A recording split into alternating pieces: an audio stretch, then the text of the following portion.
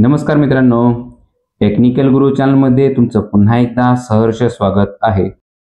मित्रांनो, आजपर्यंत आपण आपल्या चॅनलवर म्हाडाबद्दलच्या सर्व अपडेट्स, नवीन लॉटरी संदर्भाचे अपडेट्स, सर्व अपडेट्स आपल्यासाठी लवकरात लवकर आपल्यापर्यंत पोहोचवण्याचा प्रयत्न केलेला आहे आणि इथून पुढे हे असंच चालू राहणार आहे. त्यासाठी अजून आपल्या चॅनलला सबस्क्राईब केले नसेल तर प्लीज सबस्क्राईब करा आणि बेल आयकॉन हे बटन जरूर प्रेस करा, जेणेकरून तुम्हाला नवीन अपडेट जे येतील ते मिळत राहतील वेळेत आणि तुमचे कोणतेही अपडेट मिस होणार नाही. तर आजही आपण आपल्यासाठी अशीच एक अपडेट घेऊन आलेलो आहोत. तर चला आपल्या व्हिडिओला स्टार्ट करूया.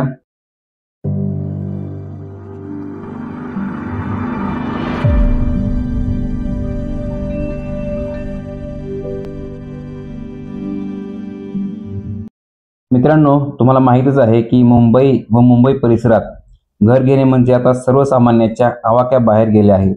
1 BHK घर घेण्यासाठी आता कोट्यवधी रुपये मोजावे लागतात. सर्वसामान्यांना आता मुंबई महानगरात घर घेणे आवाक्याबाहेर गेले आहे. सर्वसामान्यांना मुंबई महानगरात घर घेता यावे यासाठी म्हाडा दरवर्षी लॉटरी जाहीर करण्यात येते म्हाडाकडून. तसेच 2024 मध्ये मुंबई मंडळासाठी लॉटरी जाहीर करण्यात आली होती. त्याचबरोबर आता कोकण मंडळासाठी ही लॉटरी जाहीर करण्यात येणार आहे. जुलै महिन्यात कोकण मंडळाकडून ही लॉटरी जाहीर करण्यात येणार आहे. त्यामुळे अजून हजारो लोकांचे जे घर घेण्याचे स्वप्न आहे ते पूर्ण होणार आहे. तर जुलै महिन्यात म्हाडाच्या कोकण मंडळाकडून सुमारे 4000 घरांची बंपर लॉटरी काढली जाणार आहे. तर 4000 जी घरं आहेत ती म्हाडाच्या कोकण मंडळाकडून देण्यात येणार आहेत. गेल्या 1.5 वर्षात म्हाडा कोकण मंडळाने 3 लॉटऱ्या काढल्या असून सुमारे 10,000 जणांना महानगरात घर घेता आलं.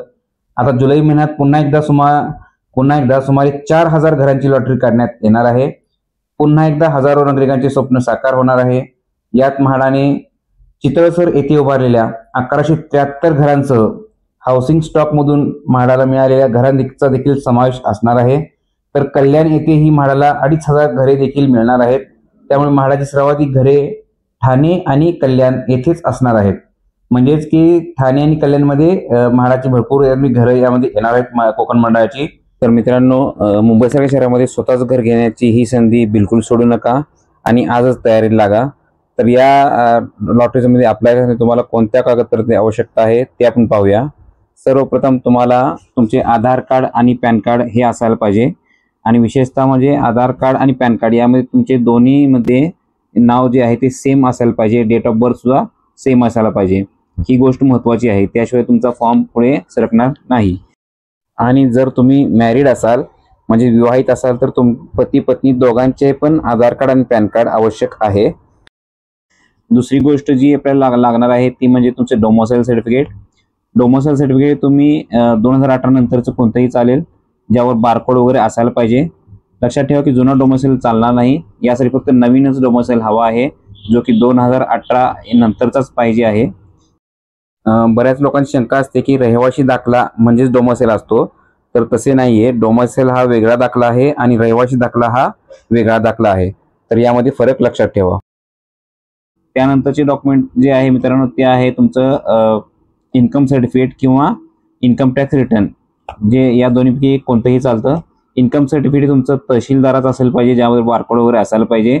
आणि ITR रिटर्न जो तुमचा आहे तो तुमचा 2024-25 हा इन्कम फायनान्शियल इयर 2024-25 असा पाहिजे. म्हणजेच त्याचा असेसमेंट इयर असणार आहे 2025-26. म्हणजे जुलैमध्ये लॉटरी येणार आहे, म्हणजे तोपर्यंत तुम्ही ITR भरून त्यामध्ये होईल तुमचं तोपर्यंत. तर ते सुद्धा खूप जरुरी आहे. आणि तुमचा इन्कम सर्टिफिकेट म्हणजे उत्पन्न दाखला सुद्धा तुमचा 2024-25 हेच असायला पाहिजे फायनान्शियल इयर.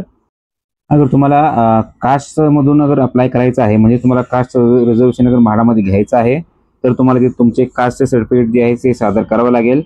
यामध्ये तुम्हाला प्रामुख्याने SC, ST, DT आणि NT याच फक्त कास्टना इथे आरक्षण असतं. OBC कास्टला इथे कोणतंही म्हाडामध्ये आरक्षण नाही आहे. आणि जे ओपनमध्ये आहेत त्यांना कोणतीही कास्ट सर्टिफिकेट जोडण्याची गरज नाही आहे. आणि कास्ट सर्टिफिकेट बरोबर तुम्हाला कास्ट व्हॅलिडिटी सुद्धा जोडावी लागते. अगर तुमच्याकडे तुरंत कास्ट व्हॅलिडिटी नसेल तरी चालते, तुम्हाला पण फ्लॅट घेण्याआधी तुमची कास्टची व्हॅलिडिटी ही सादर करावी लागणार आहे. त्यानंतर म्हाडामध्ये एक विशेष आरक्षण सुद्धा ठेवण्यात आलेले असते, ज्यामध्ये प्रामुख्याने अपंग, शासकीय कर्मचारी, कलाकार, पत्रकार वगैरे विशेष वर्गाचे लोकांना आरक्षण देण्यात आलेले असते. तर त्यांना त्या विशेष कॅटेगरीमध्ये त्यांचं जे सर्टिफिकेट असेल किंवा जे त्यांचं आय कार्ड असेल ते त्यांना त्या ठिकाणी सबमिट करावे लागते. तर हे सुद्धा लक्षात ठेवा. तर अशा पद्धतीने ही सर्व माहिती आपण आपल्यापर्यंत पोहोचवण्याचा पुरेपूर प्रयत्न केलेला आहे. तुम्ही अजून आपल्या चॅनलला सबस्क्राईब केले नसेल तर सबस्क्राईब करा आणि बेल आयकॉन हे बटन जरूर प्रेस करा, कारण आपण कोकण लॉटरी जे सर्व अपडेट जे आहे ते आपल्यापर्यंत पोहोचवण्याचा सर्व प्रयत्न करणार आहोत. तर व्हिडिओला एंडपर्यंत पाहिल्याबद्दल खूप खूप धन्यवाद. चला भेटूया आपल्या नेक्स्ट व्हिडिओमध्ये.